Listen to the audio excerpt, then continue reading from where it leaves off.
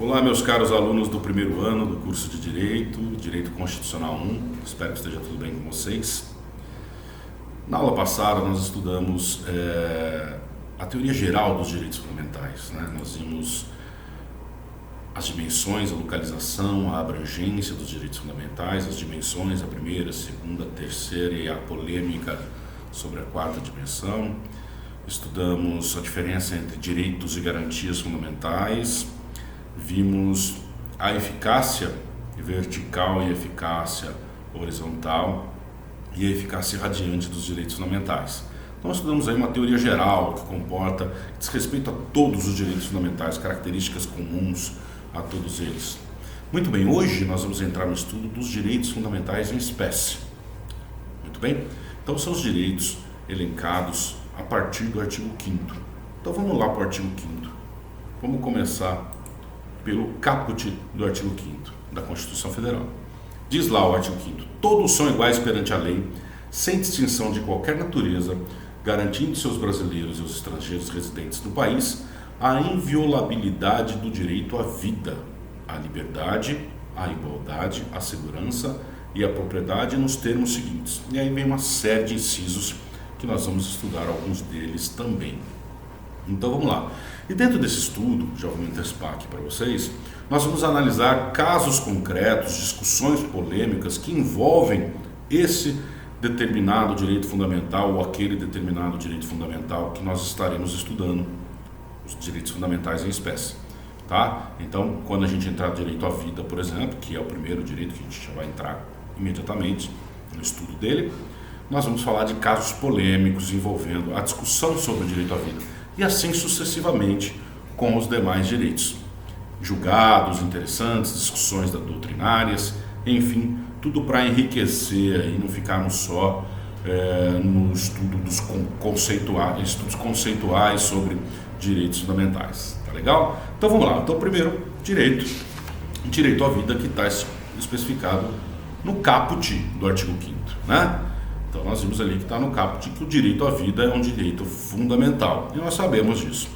E o que significa respeitar o direito à vida? Significa não privar o ser humano da vida, obviamente, na verdade. Você tirar a vida de alguém é desrespeitar o direito à vida.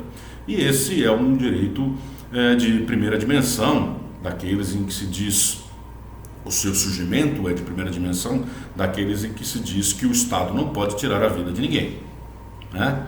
Muito bem, mas existe um outro desdobramento do direito à vida, que é o direito à vida digna. E aí, para preservação da dignidade, que é o núcleo central dos direitos fundamentais, surgiram lá os direitos sociais de segunda dimensão, que nós vamos estudar agora. Por enquanto nós estamos falando aqui dos direitos fundamentais em espécie. Depois nós vamos estudar os direitos sociais, provavelmente aí já em 2021. Muito bem? Então vamos lá. A dignidade, o que significa a dignidade? Kant dizia que as coisas têm preço e as pessoas têm dignidade. A doutrina alemã, a jurisprudência alemã, acrescentam a isso a proibição de se tratar o ser humano com desprezo, com menosprezo, em situações em que ele se sinta desprezado, menosprezado pelas outras pessoas, como uma proteção da dignidade. Então nós temos uma dimensão negativa da dignidade, que é uma vedação. Olha, não se pode tratar o ser humano como coisa e não se pode tratar o ser humano com desprezo. Mas nós temos também uma dimensão positiva, que significa que o Estado tem que agir com prestações positivas para garantir a dignidade. E aí nós entramos na seguinte discussão, na discussão do mínimo existencial. O que é o mínimo existencial? É o mínimo de prestação material que o ser humano precisa para a proteção da sua dignidade. E a dignidade é o núcleo central dos direitos fundamentais. Né? Então, o que é o mínimo existencial? Muitos doutrinadores discutem sobre isso e poucos se arriscam a elencar os direitos que seriam necessários. Por exemplo, tem uma doutrinadora que diz que que seria o mínimo existencial, direito à alimentação, ao albergue, né, moradia, mas de forma albergada, que seja, a prestações como roupa, alimentação, né? Então ela traz um rol, mas a maior parte da doutrina diz assim, olha, o mínimo existencial é analisado em caso a caso, depende da situação da pessoa, depende das suas necessidades, mas é aquilo que garanta o mínimo de prestação material para a preservação da dignidade. Então, vamos lembrar aqui, direito à vida, 2 desdobramentos. Direito a não ter a sua vida privada, né? Não ser privado da sua vida, perdão, melhor dizendo, não ter retirado da sua vida, e o direito à vida digna. Esse direito à vida digna, ele tem uma dimensão negativa, que é uma proibição, ou seja, as pessoas não podem ser tratadas como coisa e não podem ser tratadas como desprezo, mas tem uma dimensão positiva que exige que o Estado traga uma prestação material mínima, um mínimo existencial, que também é uma tese surgida na Alemanha, que é aquilo necessário à manutenção da dignidade mínima do ser humano, que a maior parte da doutrina entende que deve ser analisado caso a caso. Muito bem, essa é uma abordagem conceitual, e agora nós vamos falar sobre questões polêmicas que nós temos sobre o direito à vida. A primeira delas é que nós temos uma relativização do direito à vida, tanto na Constituição Federal quanto na legislação infraconstitucional. Nós temos, por exemplo, a possibilidade de pena de morte em caso de guerra. Vamos dar uma olhadinha lá no artigo 5º também, no inciso 47. Inciso 47.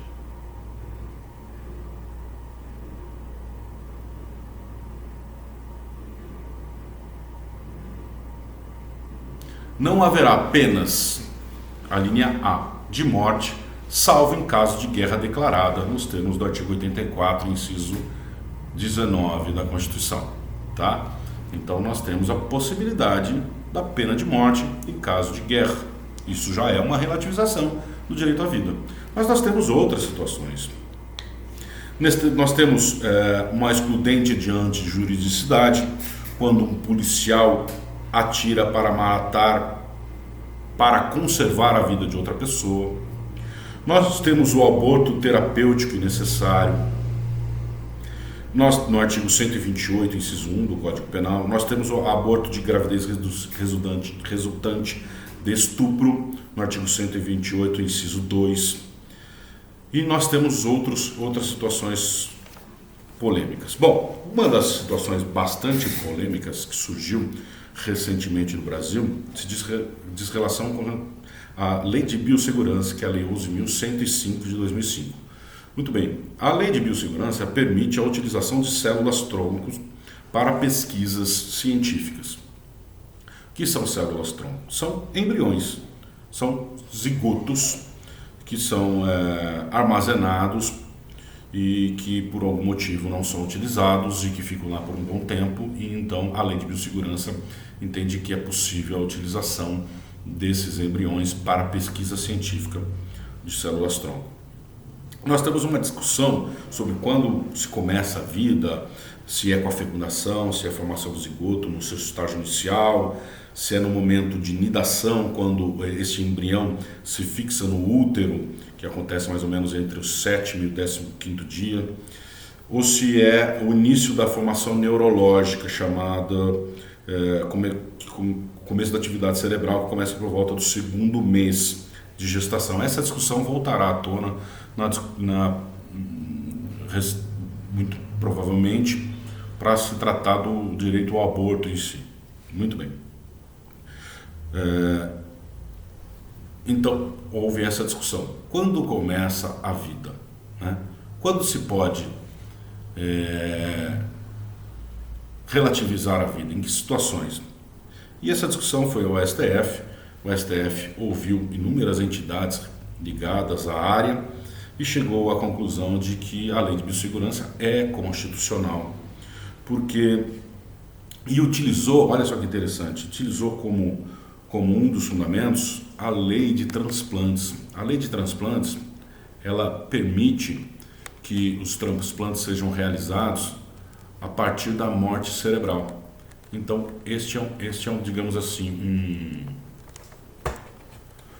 um marco que a legislação reconhece como de existência da vida, a existência de atividade cerebral. Muito bem?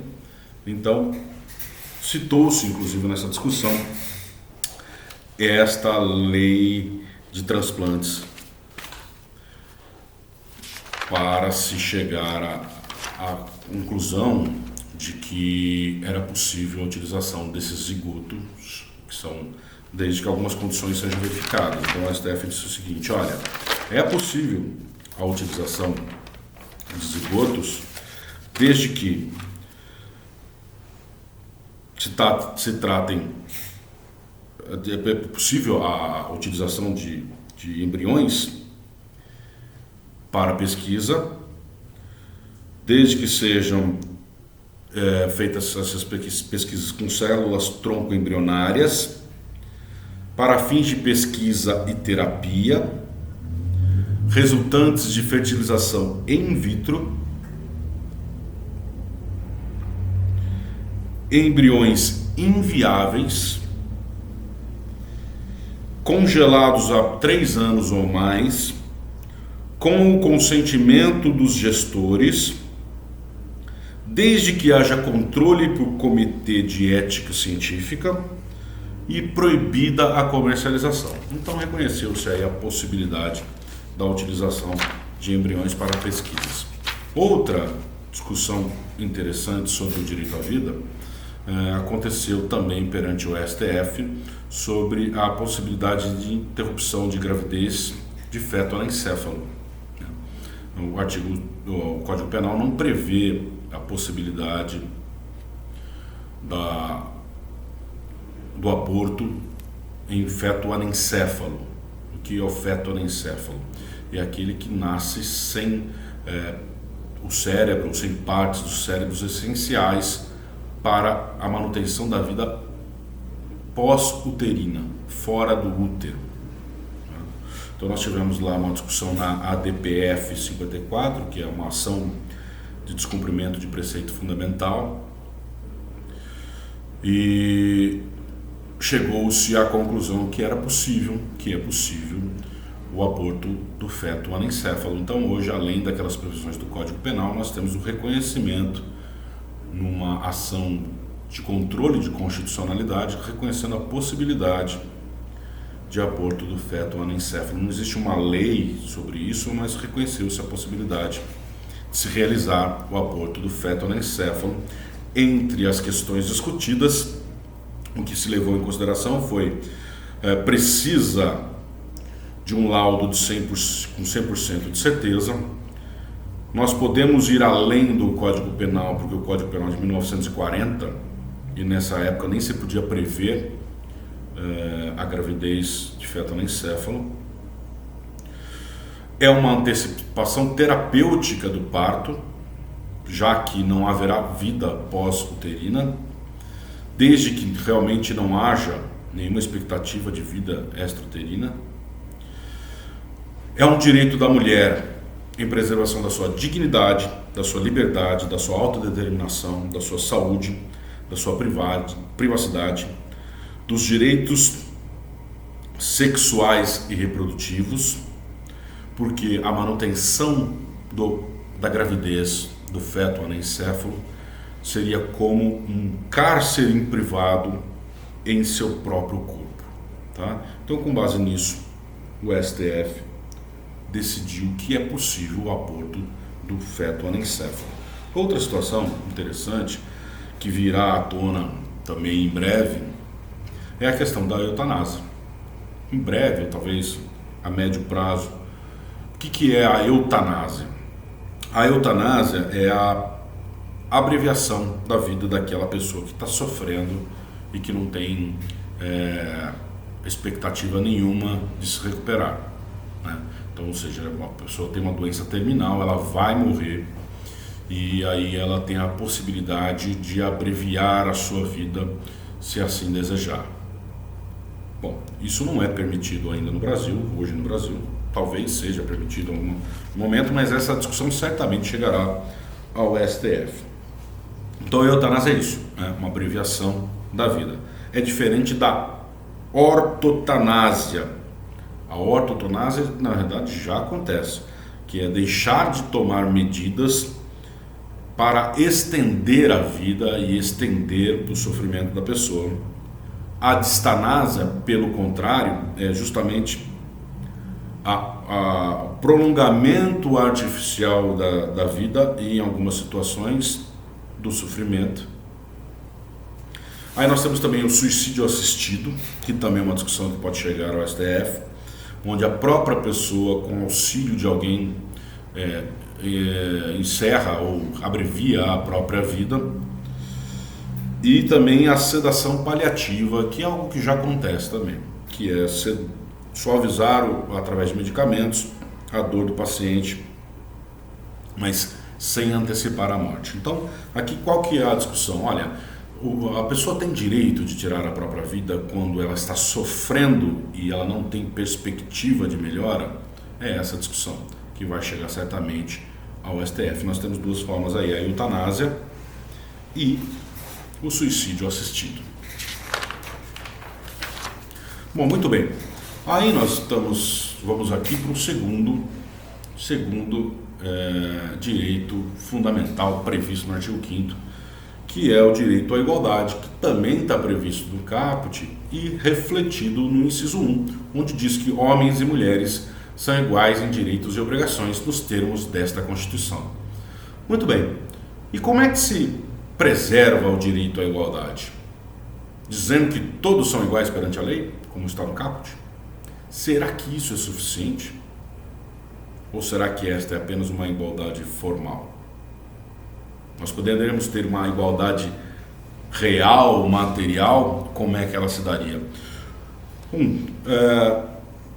Rui Barbosa disse na sua oração aos moços o seguinte, que atender à igualdade, o princípio da igualdade é dar tratamento igual aos iguais e tratamento desigual aos desiguais na medida da sua desigualdade. Então, os iguais devem ser tratados de forma igual. Os desiguais devem ser tratados de forma desigual, na medida da sua desigualdade, para que não haja aí uma subversão. Então, eu tenho um grupo A de pessoas e um grupo B de pessoas. O grupo A tem uma situação econômica, financeira e social X, e o grupo B tem uma situação financeira, social muito abaixo desse X, né?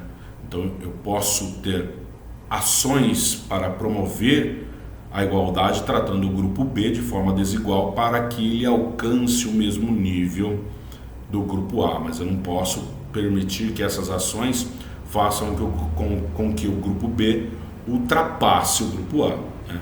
Então é tratar os desiguais na medida, de forma desigual, na medida da sua desigualdade, para que haja então um equilíbrio e uma igualdade material, uma igualdade real. E nós temos alguns assuntos que levam a isso, né? Antes de falar do Brasil, eu gostaria de falar para vocês dos Estados Unidos. Lá eles tinham uma política que dizia o seguinte: separados mas iguais, que era aplicado a brancos e negros, né? Principalmente aí com a segregação dos negros em relação aos brancos, né? Separados mas iguais. Então o que eles entendiam? Olha, nós temos que ter transporte público de igual qualidade para brancos e negros, mas de forma separada. Escolas, a mesma coisa, né? Depois essa doutrina que chamava-se Separate but Equal, ela evoluiu para um Treatment as Equal, que significa tratamento como iguais, né? Então nós tivemos aí uma evolução em relação a essa segregação racial que acontecia nos Estados Unidos, mas que ainda tem aí um histórico muito forte. A gente viu todas essas manifestações recentes, essa violência policial que aconteceu nos Estados Unidos muito recentemente, e que foi objeto de protesto, de grandes protestos, com participação de muita gente, e que está, inclusive, refletindo agora nas eleições americanas. Muito bem? Bom, e lá nos Estados Unidos, para tratar como iguais, eles também seguem embora eles não tenham lá uma tradição de direitos sociais forte, em que o Estado atua para promover a igualdade, eles também têm lá algumas ações chamadas de ações afirmativas, né? E que aqui também são chamadas de ações afirmativas e que também são denominadas de discriminações positivas, que significa tratar os desiguais de forma desigual na medida da sua desigualdade. E no Brasil, as ações afirmativas causaram muita polêmica, né? Com relação às cotas raciais, com relação à Bolsa Família, enfim, até hoje isso é objeto de discussão, mas enfim, em várias manifestações o STF entendeu que as ações afirmativas estão em consonância com a Constituição Federal, estão em harmonia com a Constituição Federal. Então, por exemplo, as cotas raciais, inicialmente da Universidade Nacional de Brasília, da UNB, a Lei 12.990 de 2014, que destina percentual de cargos públicos, o Estatuto da Igualdade Racial, e no próprio STF houve aconteceram ações afirmativas com relação aos servidores do STF. Outro programa interessante é o ProUni, que também é uma ação afirmativa, e também reconheceu-se dentro desse dispositivo aqui, no inciso 1 da Constituição, a constitucionalidade da Lei Maria da Penha, que protege, que é um instrumento de proteção da mulher que é vítima de violência, né? Então houve um reconhecimento de que esses tratamentos desiguais são constitucionais. Eu vou parar esse bloco por aqui e volto já no próximo bloco com o estudo de mais direitos fundamentais em espécie. Até já.